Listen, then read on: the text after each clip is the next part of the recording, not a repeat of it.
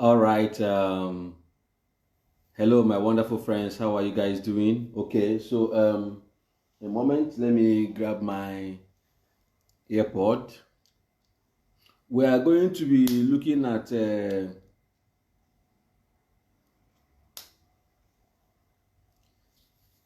Okay, so good morning and welcome to my live stream. My name is Chuks Ineh, and we're going to be talking about the never-ending crisis in PDP.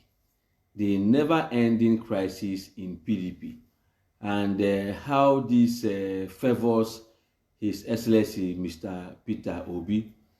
Ever since Alhaji Atiku Abubakar emerged as the flag bearer and candidate of the PDP, we have seen PDP in serious chaos, in serious disagreement, and there seems to be an unending sight for its end.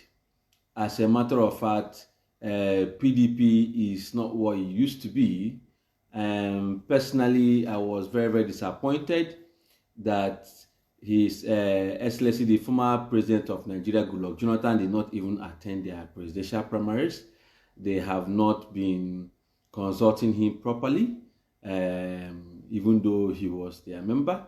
Atiku Abubakar was previously a member of PDP when he ran with Obasanjo, and then he went and left PDP and entered APC and fought against PDP, and now he's back to PDP.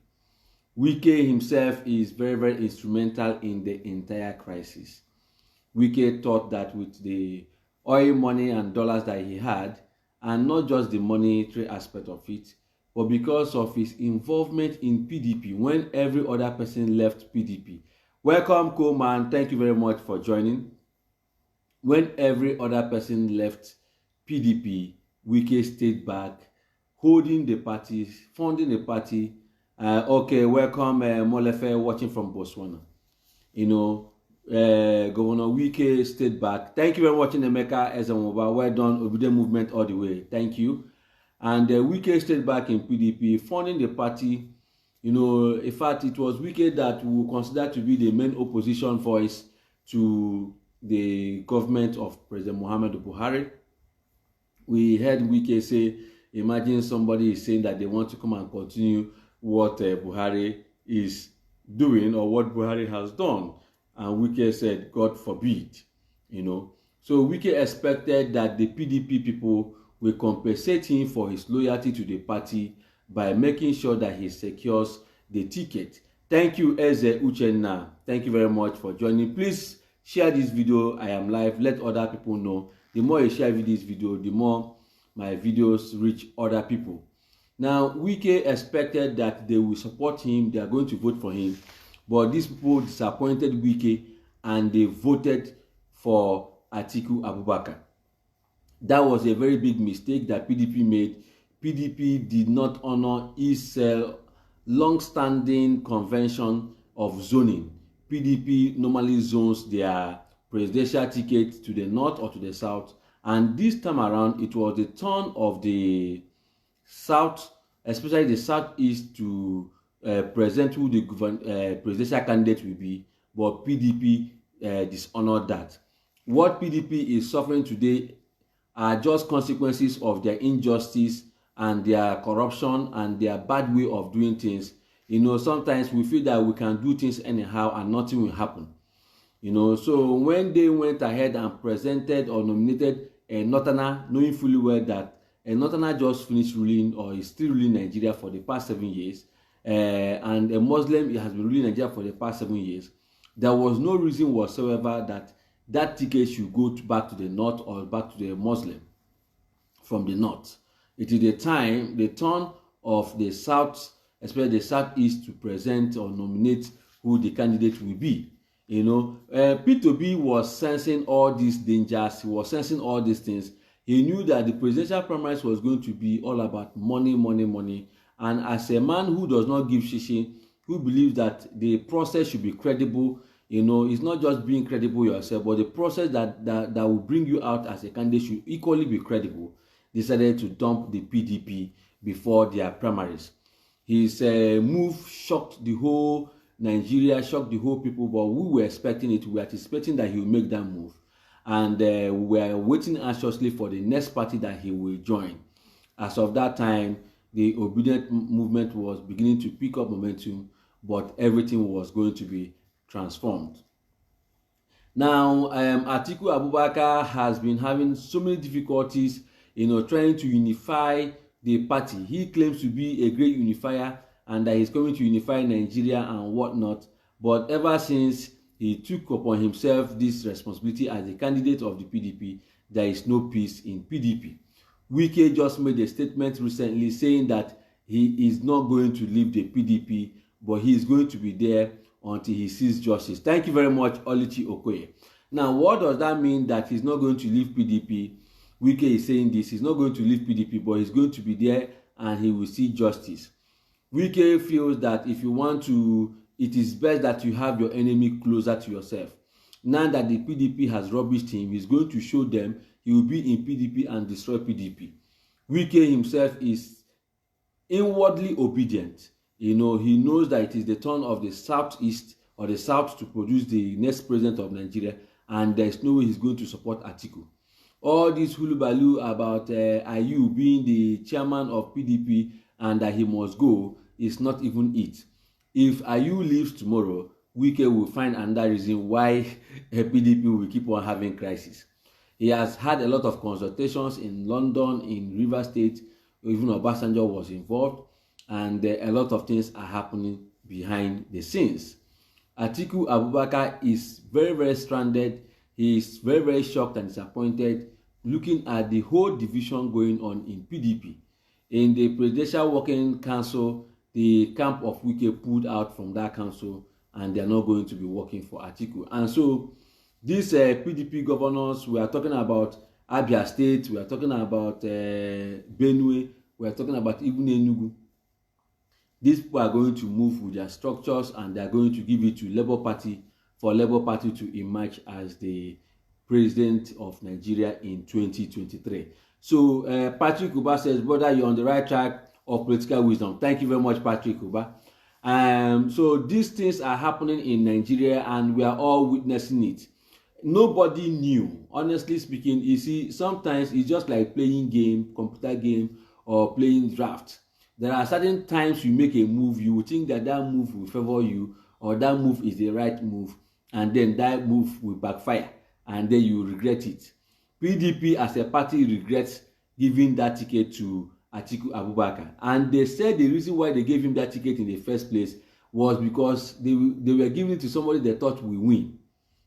The same thing that APC said when they gave the ticket to Shetima. They said they are giving it to somebody they feel will win. So in order to give it to the people they think will win, they are going to fail. But when Peter Obi was choosing a candidate, he didn't choose Kwakwaso because Kwakwaso will make him win.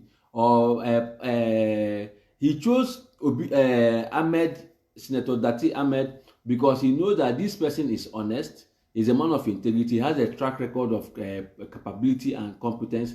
And with this man that hates corruption, fights against corruption, two of them are going to be able to turn around Nigeria. And so when your motive is not to win, but to serve, you end up winning so that you will serve. But those of them that their motive was to win are going to fail because all they wanted, like Tinubu was not adamant about it. He was bold to say that it is his turn to rule. It is his turn to be the president of Nigeria. Is it not also my turn? Am I not a Nigerian? It's all our turn. It is the turn of Nigerians to be the president, and that is why we are all supporting Peter Obi to be the president of Nigeria. So ambition can be good, but it can also be dangerous. When you are ambitious to rule, okay, you are desperate to be the president of Nigeria, but you're not desperate to see that the problems of Nigeria are solved. You are not even concerned about the suffering of the masses. All your calculations and machinations and ploys are geared towards winning the election. And you have witnessed that the people are obedient. The people want change. They don't want PDP. They don't want APC. And now you are thinking about rigging this election. Every time I come live on Facebook, I tell them, because It's possible that a PDP member is watching me, an APC member is watching me.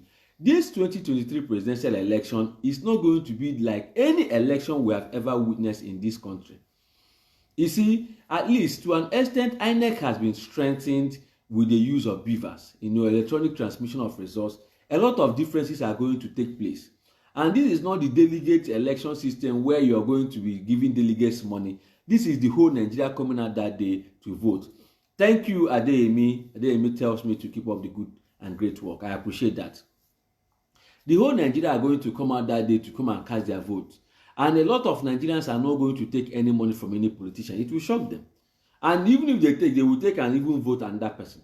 And so you are not going to have that opportunity anymore to do that thing that you want to do. This election is going to be very, very tough because it is a decisive moment for Nigeria. Nigeria is at a crossroad. Nigeria is at a point that if we don't get it right, we sink. It's not like these things are not, at the moment, Nigeria is not able. See, listen, as an individual, it is, good morning, Obonna, you're welcome. Thank you for joining. As an individual, how much do you make? What is your income? If you're making 10,000 naira every month, and then you have debts to service, the loans you took from the bank, okay? And remember that normally you're supposed to take loan for things that will generate revenue so that you can be servicing that loan. Nigeria is not, if every month your expenses is 30,000 naira, where are you going to get the difference? MC lecturer, thank you again for joining. I appreciate. That is the situation Nigeria is in. Nigeria is spending more than it can generate. Nigeria does not have money. Nigeria is broke as a country. And so all of us are broke in this country. And that is why the government is looking for every way to take money from us. They are taking money from costs, they are taking money from data, they are taking money from VAT, they are increasing the hardship on Nigerians. Whereas Nigeria is not supposed to be in difficult moment because we have resources. If that the resources were well managed, well harnessed, Nigerians are supposed to be enjoying. This is the only country where the citizens are doing everything for themselves. They do borehole, they buy generator, they buy fuel, they do their roads. They also handle their security. They go and hire security people, put streets, gates, and all those things to protect themselves. And so government is not doing anything for the people, but government keeps exploiting and taking money from the people, making lives difficult for them. And so we need a leader that is sensitive to these things, who will enter there and manage our resources. Instead, the few politicians that we have, these organized bandits, criminals that we have in politics that are looting Nigeria dry, will be phased out. If we phase these people out of the system, then you see, my people, we will start to enjoy. We will be in this country, our country, Nigeria. We will have foreigners come here and clean for us, wash our cars and do things for us, clean our toilets. All those things we went outside Nigeria to go and do. People will come to our country and do them. There is no way, there is no reason why we shouldn't be like Dubai. There is no reason why we shouldn't be like every other country that has oil and they're enjoying. Apart from Venezuela, even Venezuela is far much better than our country. Despite the sanctions, this internet, and I had to quickly go and on my Wi-Fi to see if I can connect to that one. So, my dear friends, all I'm saying is that if Nigerians are enjoying, imagine Libya when Gaddafi was there. Libya people were enjoying, but they didn't even realize. When a Libyan is born, what was given, when a Libyan matures, they get houses, they get a lot of things. What are we getting as Nigerian citizens? So it is only a good leader that can fix that for us. It is only a good leader that can help us to achieve this dream. And so I cannot wait. I am very, very obedient to the call. When Peter Obi enters there, we all rejoice because that is the first time that a leader is going to be accountable. If a leader buys your vote, he doesn't owe you anything because he has settled you. That is why Peter Obi called them transactional politicians. They are coming to transact. They come and buy your votes. They enter there. They make their money back. So when they enter there, they don't owe you anything. They don't owe you any responsibility or any civic duty. Nothing. They just go there to go and recover their investment. But in the case of obedience movement, the obedient people are the ones championing, supporting Peter Obi, making contributions, putting their little their widow's might to see that Peter Obi enters there. And so Peter Obi, when he enters there, he himself, he knows that he did not enter there by his might, he did not enter there by his power. It was the people, the power of the people that placed him there. And so he is responsible to the people. He owes the people good. That is the reason why the people are voting him. The people are voting him because they know, they are trusting him. And so they cannot trust him and he will go there and disappoint them. All right, so Peter Obi is going to have a very big responsibility. It is the first time that we're going to get it right in this country, and I hope that from that time henceforth, Nigeria will never go back to abyss anymore. We will keep on evolving and transforming and getting better and better until we have no need to even, it is foreign countries that will be begging us to come. They will be, it will not be, you don't need visa. You don't need to go to the embassy for one small boy or for one small girl to interview you and rubbish you. You will just believe. If you want to go to US, you go with your green passport. If you want to go to UK, go with your green passport. Anywhere you go with your passport. And they will be the ones that will need visa to come to our country, because we have fixed our country, because our country is better. That is the value of a good leader. That is what we are going to get when Peter Obi enters there. An obedient movement will result to what? Enjoyment. When we fail to be obedient, we will suffer. And that suffering we have been suffering in this country will continue. And so say enough is enough. Say no more to suffering. Say you don't want to suffer again in this country. We are not born to suffer. And then when we are suffering, then the churches too will take advantage of us. There won't be peace at home. There won't be joy in the family. That all these problems are affecting us in so many ways. But when everything is in abundance because of a good leader, everybody will be happy. Everybody will rejoice. When you are praying to God, you pray with joy, with gratitude. It's not every time you're bringing complaints to God, when God knows that He is not the cause of our problem. And God knows that He's also not the solution to our problem. We have to solve this problem ourselves. The problem of Nigeria is not prayer. Peter Obi even said it, that the time of prayer has passed. It is not prayer that will fix Nigeria. If it is prayer, prayer would have fixed it. It is us that will fix this country by becoming more active in politics, by lending our voices, by shouting even on social media. They are feeling the heat. Don't think that they don't feel it. You understand? Let your voice be heard. Let your people know where you stand, that you are an obedient person and that you want Nigeria to be better.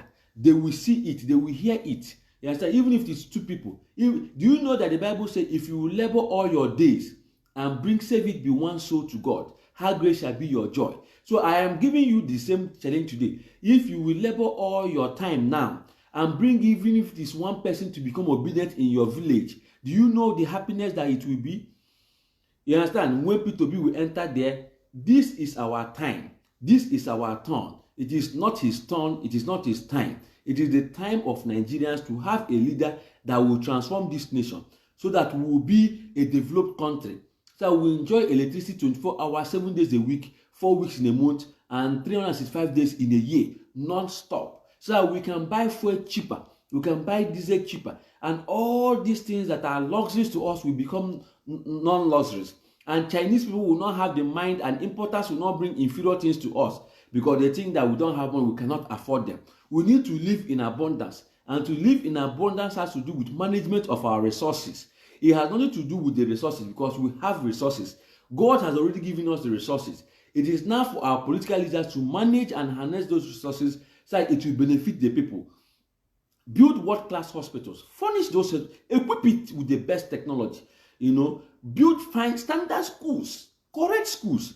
Let students enjoy in their school. Let them enjoy the best of accommodation. Let our rivers be clean. Let the environment be clean. Let our leaders that we steal money go to prison and suffer it, and anything that they have stolen. I keep saying it. All the people since the inception of democracy who in one way or the other have been looting the resources of Nigeria, you will vomit all. Nigerians will take back that thing that you took from them because it is not your own. You caused us to be in hardship. You caused Nigerians to be suffering today because you took the money meant for the public road or for the public hospital to go and build your own house, send your family abroad, and you're enjoying, so that Nigerians will come and be bowed down to you, worshiping you as a godfather. We want that to end.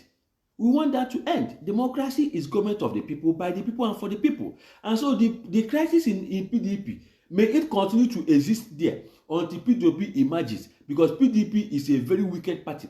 PDP is not a party known for justice and fairness. They like money, they love money so much, and that is the reason why they are making mistakes. They have become blind. You see, corruption has blinded them, and so they don't make wise decisions anymore. The same thing is applicable to APC. They will keep making rubbish decisions and bad decisions, and people will be laughing at them and mocking them, and they will say, are we the ones making these mistakes? Whereas Labour will be careful, and they will be making the right choices and right decisions, and Nigerians will know, yes, this is the party we should vote for, and Peter Obi is the man.